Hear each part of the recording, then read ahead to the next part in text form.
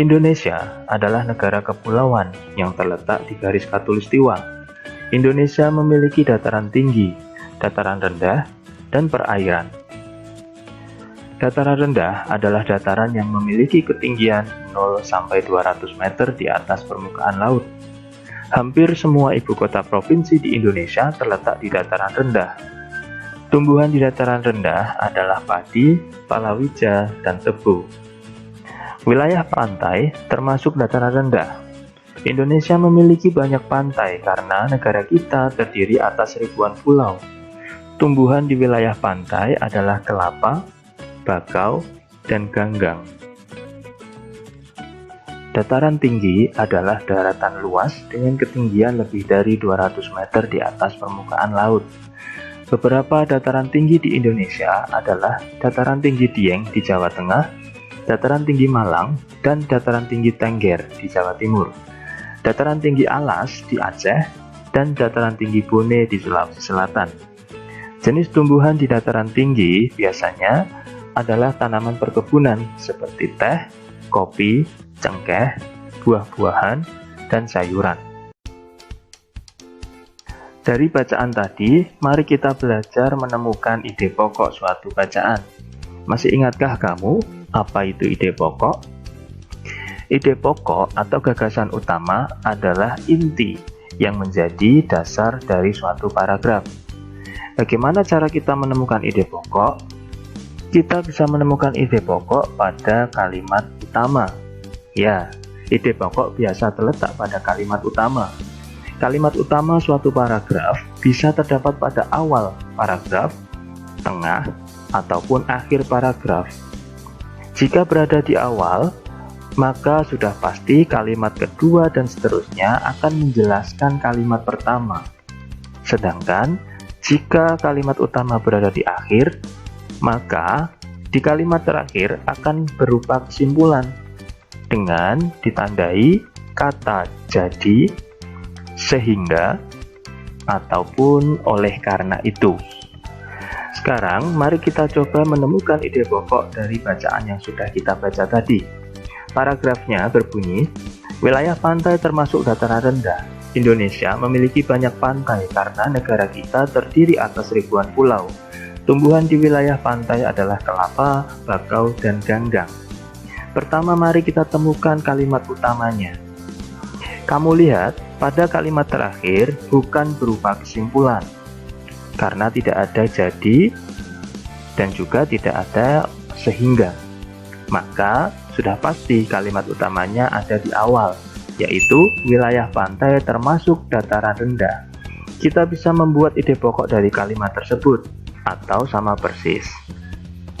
Maka dari paragraf tersebut ide pokoknya adalah wilayah pantai termasuk dataran rendah. Mudah sekali bukan? Kamu bisa menemukan ide pokok yang lain pada paragraf yang lain.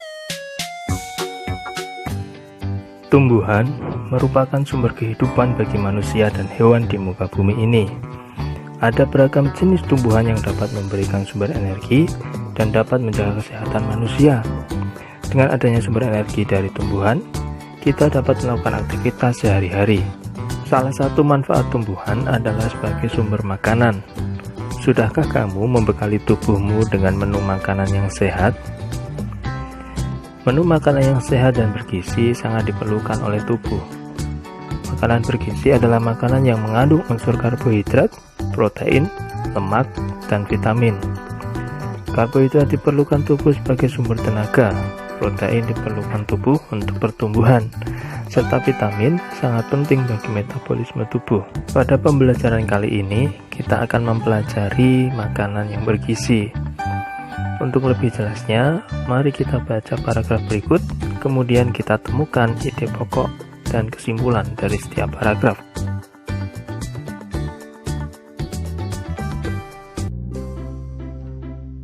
Tumbuhan sumber karbohidrat, protein, dan vitamin. Manusia dan hewan memerlukan makanan untuk melakukan aktivitas sehari-hari. Oleh karena itu, jenis tumbuhan yang banyak mengandung sumber energi perlu dikonsumsi setiap hari. Ada beragam jenis tumbuhan yang mengandung karbohidrat, seperti padi, jagung, dan umbi-umbian. Dari paragraf tersebut, mari kita temukan ide pokok dan kesimpulannya. Ide pokok terletak pada kalimat utama, sedangkan kalimat utama bisa terletak di awal, tengah, ataupun akhir paragraf. Kamu amati paragraf tersebut. Pada kalimat kedua, di situ ada kata kunci, yaitu oleh karena itu. Maka dari itu, kalimat utama pada paragraf ini berada di tengah. Sehingga dari kalimat utama kita bisa mengambil sebuah ide pokok, yaitu tumbuhan yang banyak mengandung sumber energi perlu dikonsumsi setiap hari. Dari ide pokok ini kita ubah menjadi suatu kesimpulan. Maka bisa kita simpulkan, mengonsumsi tumbuhan yang banyak mengandung sumber energi sangat penting bagi tubuh.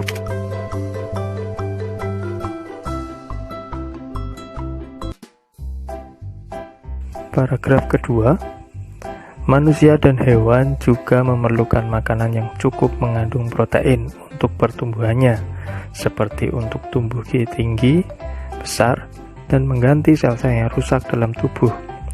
Ada beragam jenis tumbuhan yang mengandung protein, sehingga membuat kita tumbuh sehat. Tumbuhan tersebut adalah kacang kedelai yang terdapat pada tahu dan tempe, kacang tanah, kacang merah, kacang hijau, serta jenis kacang-kacangan lain. Kita temukan kalimat utama dari paragraf ini. Jika kita amati, kalimat utama dari paragraf ini ada di awal paragraf, sehingga dari kalimat itu kita bisa membuat suatu ide pokok, yaitu manusia dan hewan memerlukan makanan yang mengandung protein untuk pertumbuhan. Dari ide pokok itu bisa kita buat kesimpulan, makanan yang mengandung protein sangat bermanfaat untuk pertumbuhan manusia dan hewan.